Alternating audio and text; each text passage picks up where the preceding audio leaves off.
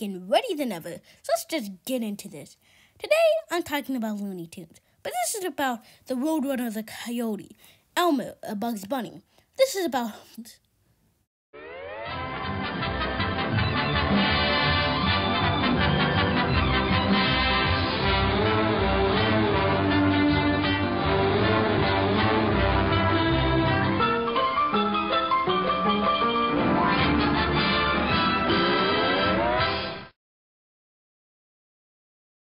In 1929, there were two animators named Hugh Harman and Rudolph Ising. They decided to copyright their own character named Bosko. Now, in 1929, they also decided to make a test short with Bosko called Bosko the Talking Kid, which makes live-action Hugh Harman with animated Bosko.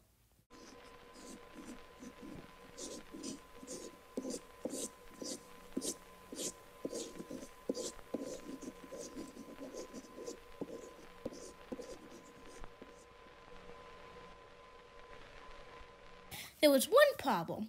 None of the distributors wanted it. Unlike the Disney cartoons, which was based around music, Bosko the Talking Kid was based more around the dialogue.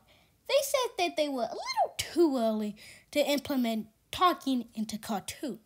But there was one guy who wanted the cartoon, Leon Schlesinger. Now, for Warner Brothers. While they were coming up with names for the cartoon series, they decided to land on the name Looney Tunes.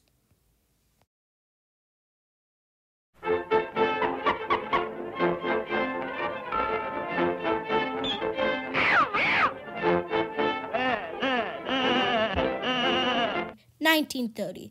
The cartoon stars Bosko taking his girlfriend Honey on a car ride, and shenanigans ensue.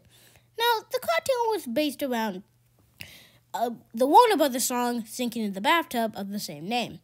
Now, there was a big problem with the cartoon, specifically with Bosko. The problem was Bosko's character looks like somebody in blackface.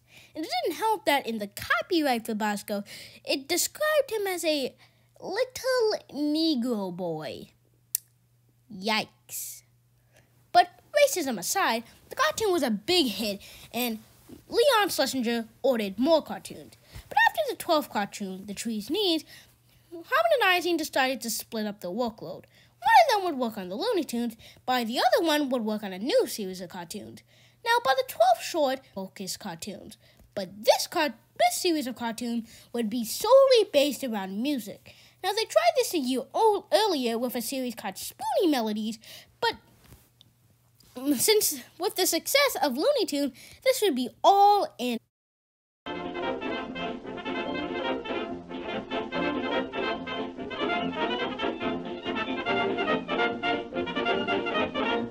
Play Your Mandolin was the very first Looney Tune, and it was released on August 2nd, 1931. The cartoon was the very first in the Merry Melody series, and it was also the first cartoon. Lady, play your mandolin. Lady, let that tune begin.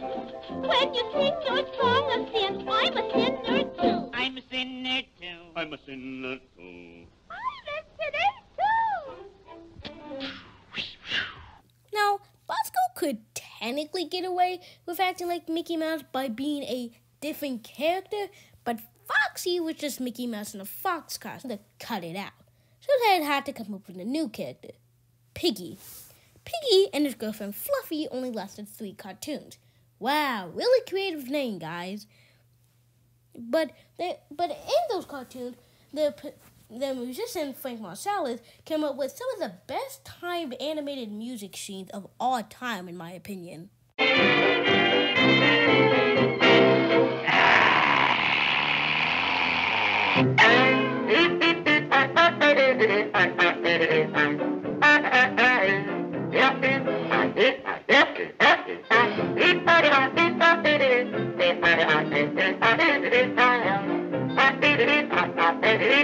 Now, Harman kept retrying with new, but the Merry Melodies just kept struggling. They realized that if they just did one character, this happened for about 2 more years, but in 1933, they left the studio over pay disputes. So let's talk about the last Bosko and Merry Melodies cartoons they released. The last Bosko cartoon was Bosko in Person. This starred Bosco and Honey in front of a live audience and performing for them. The second cartoon was We're in the Money, that released the same day. It was one of those inanimate objects come to life cartoons. We're in the money. We're in the money. We got a lot of fun. It takes to get along. We're in the money. We're in the money. Leon was scrambling to find a new character for the Looney Tunes. The Merry Manatees was doing just fine, but the Looney Tunes was in shambles. So one day he walked into his office.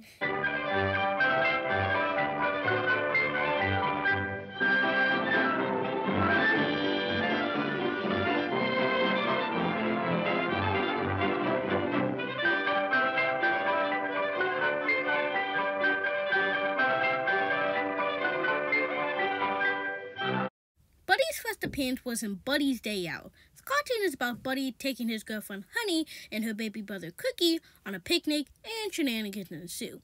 But it was one big for little kids. I don't think anybody over the age of 5 would like this. But for some reason, Warner Brothers approved the cartoon, and Buddy became the new quote-unquote star of Looney Tunes. Now, this made no sense to me because Buddy is a bland Disney wannabe character. And it made no sense. It didn't help that Leon told the animators so all the jokes in the Buddy cartoons just feel forced. I think there's only, not a very likable character. Who could blame him? They're just bland and boring. Bland and boring Buddy. So in 1935, they decided that a cartoon were going to become the new stars of Looney Tunes. And one of the characters in that cartoon was Porky Pig. And I think you know the rest from there. But I really want to pay homage to the original Looney Tunes. Thank you for watching.